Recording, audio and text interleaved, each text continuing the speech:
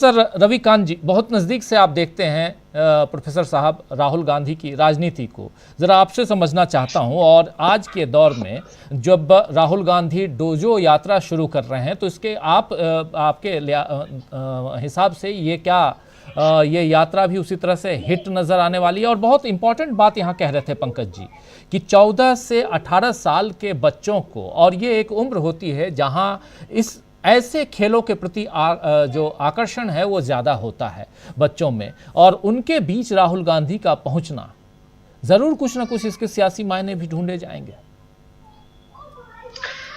शुक्रिया राजीव जी। डेफिनेटली उसके सियासी मायने हैं भी, लेकिन मैं बार बार कहता हूं कि राजनीति अगर लोगों के हितों के संरक्षण के लिए है तो उसे होना चाहिए। राजनीति अगर देश को बांटने वाली है, घृणा पैदा करने वाली है, हिंसा करने वाली है, ऐसी राजनीति इस देश को नहीं चाहिए। इसीलिए आज राहुल गांधी की राजनीति बेहद प्रासंगिक और जरूरी है। तो दूसरी तरफ जो विभाजनकारी राजनीति है उससे छुटकारा पाने के लिए लोग बेताब हैं।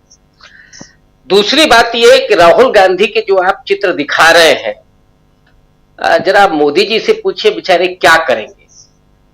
एक बार राहुल गांधी ने समुद्र में छलांग लगाई थी तो मोदी जी पूरा लाव लश्कर लेकर के, सारा मशीन और ये सब लेकर के डूबने के लिए पहुंच गए थे। अब क्या करेंगे? एक तरफ 55 साल का वो नौजवान, मैं कहूंगा राहुल गांधी को, ये तो सच्चाई ये है कि 35 साल का नौजवान करने में हिचकेगा, उसके लिए मुश्किलें होंगी, लेकिन 55 साल के राहुल गांधी, और ये चीज बता रही है कि राहुल गांधी इतने फिट क्यों हैं। राहुल गांधी संभवतः ब्लैक बेल्ट विनर है, लेकिन ये बात कभी सामने आई नहीं। राहुल गांधी बहुत अच्छे निशानेबाज रहे राजीव जी, बहुत अच्छे खिलाड़ी, लेकिन उस राजनीति को आप क्या करेंगे जो लगातार राहुल गांधी को डिफेम करने की कोशिश में लगे रहे। लेकिन बेचारे आज उसी पार्टी की स्मृति ईरानी वो तारीफ कर रहे हैं। क्यों कर रही है इसको समझा जा सकता है, लेकिन कई ऐसे लोग जो 2014 से लेकर के और 2020-21 तक राहुल गांधी को रात दिन कोसते रहे, वे आज मजबूर है राहुल गांधी की तारीफ करने के लिए। और ऑब्वियस है कि वो ऐसे लोग नहीं है कि राहुल गांधी जाकर के उनसे बात कर रहे हो कि कह रहे हो साहब आप हमारी तारीफ करिए, ये मजबूरी में कर रहे हैं। तीसरी बात जो आपने कहा कि इसके सियासी मायने, और कुछ बातें पंकज जी ने सामने रखी और बहुत महत्वपूर्ण बातें सामने रखी। ये जो बुद्धिज्म का पूरा इस तरह की जो प्रैक्टिस रही है, उसमें अभी का अगर आप देखिएगा सिनेरियो, तो वर्तमान में जितनी बलात्कार की घटनाएं हो रही हैं, हमारी जो बेटियां हैं, जो बहनें हैं, जो बच्चियां हैं, वो किस तरह की शिकार हो रही हैं, उनके लिए थोड़ा मजबूत होना जरूरी है, एक बात। दूसरा, हमें एक नौजवान भारत चाहिए, लेकिन ऐसा नौजवान नहीं कि जो कोई झंडा लेकर के और मस्जिद पर चढ़ करके नारा लगा रहा हो, नफरत पैदा कर रहा हो। ऐसा नौजवान भारत नहीं चाहिए। वो नौजवान भारत नहीं चाहिए जो सिर्फ गाली दे रहा हो और किसी त्योहार में जाकर के पूरा किसी धर्म विशेष के खिलाफ बोल रहा हो। ऐसा भारत नहीं चाहिए। हमें कैसा भारत चाहिए जो इस देश को आगे ले जा सके जी, जिसके कंधे पर असल में विकसित भारत का सपना हो, जिम्मेदारी हो। ये पीढ़ी कहां बनती है? विश्वविद्यालयों में। लेकिन मोदी जी ने अपने 10 साल के पूरे इतिहास में एक भी विश्वविद्यालय नहीं खोला। मिटाए कितने हैं ये देखना पड़ेगा कि आज जेएनयू जैसा संस्थान भी अपने संसाधन बेचने के लिए मजबूर है, या उसे उससे करवाया जा रहा है।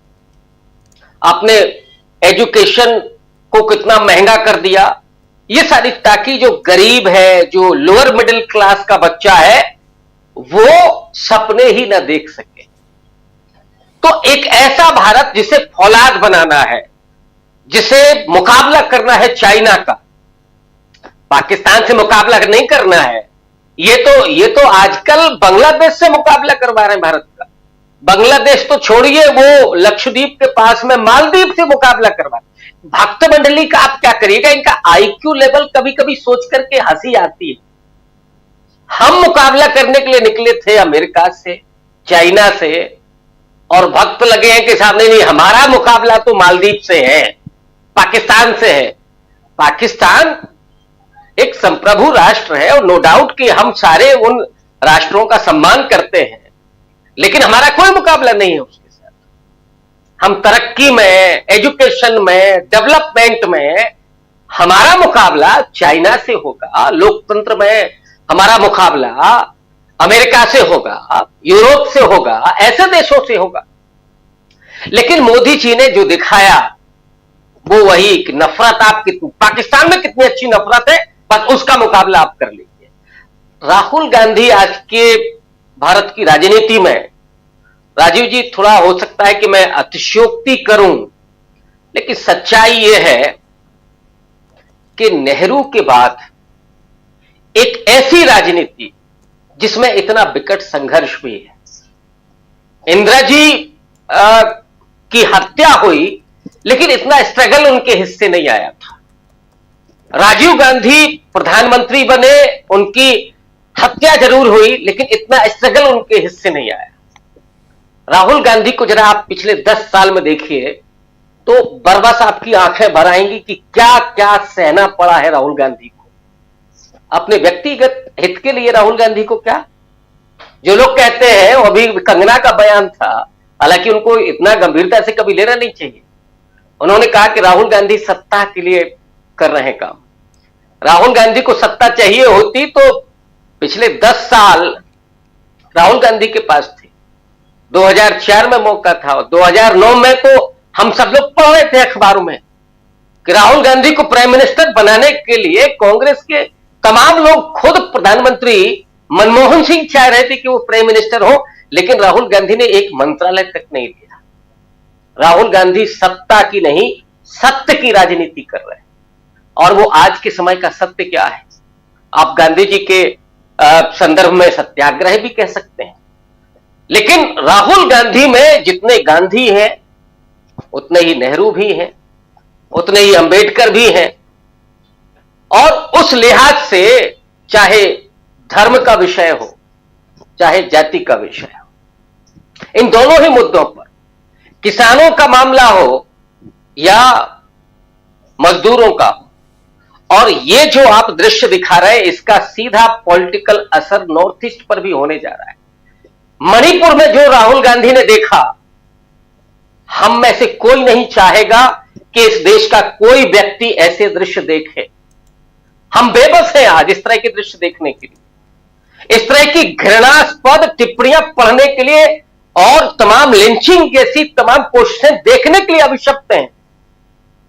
और राहुल गांधी उन दुधमुहे बच्चों के लिए, उन माओं के लिए पहुंचते हैं ढाढ़स बंधाने के लिए। राहुल गांधी प्रधानमंत्री नहीं है, हम जानते हैं कि राहुल गांधी क्या कर सकते हैं मणिपुर के लिए, लेकिन सबसे बड़ी चीज होती है उस समय बीच में खड़े होना।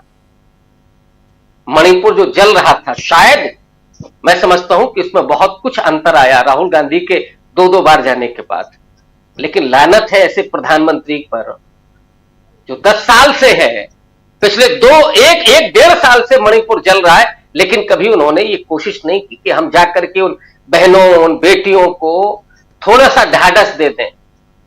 ये हुआ क्या? क्या मणिपुर के लोग मानेंगे कि नरेंद्र मोदी उनके प्रधानमंत्री हैं? तो ये जो यात्रा होने जा रही है वो इस देश को फौलाद बनाने के लिए, नौजवानों के भीतर सपनों को पैदा करने के लिए, सुरक्षा का बोध पैदा करने के लिए, और पॉलिटिकली अगर आप कहें तो नॉर्थ ईस्ट से लेकर के और एक बड़े बहुजन तबके को यह मैसेज देने के लिए। लेकिन मैं समझता हूं कि राहुल गांधी के लिए सत्ता की राजनीति नहीं, वो मायने ही नहीं रखती।